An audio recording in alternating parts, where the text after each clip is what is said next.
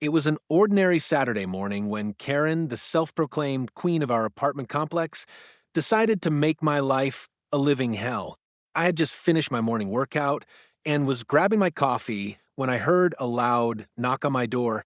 I opened it to find her standing there, arms crossed, her face twisted into that all too familiar look of superiority. "You're violating the building's rules," she declared, her voice dripping with entitlement. "You can't park your motorcycle in the designated visitor spot. Move it immediately or I'll call the management." I blinked in disbelief. I had parked in the same spot for months, and there had never been an issue. But Karen had decided that today was the day to make an example of me.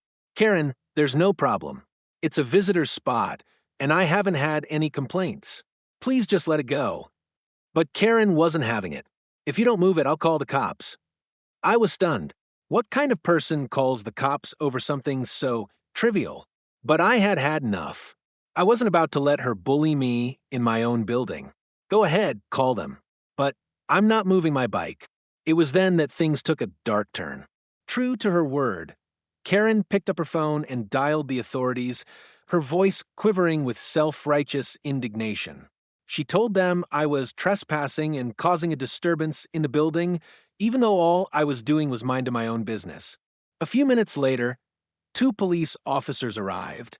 Karen greeted them as if she were a VIP, but when they asked me what had happened, I calmly explained the situation, showing them my parking permit and pointing out that I wasn't doing anything wrong. The officers looked at Karen, then back at me. One of them raised an eyebrow. "Ma'am, it seems like there's no violation here. You can't call the cops over something so minor." Karen's face turned crimson with embarrassment, but she wasn't ready to admit defeat. But, but he's not following rules. The officers didn't bother listening to her anymore. They gave me a quick apologetic look before walking away, leaving Karen standing there fuming. As I watched her retreat into her apartment, I couldn't help but smile. Sometimes standing your ground and refusing to be bullied is the best way to make people like Karen regret their actions. After all, she'd just made a fool of herself, and I'd made it clear that no one could push me around in my own home.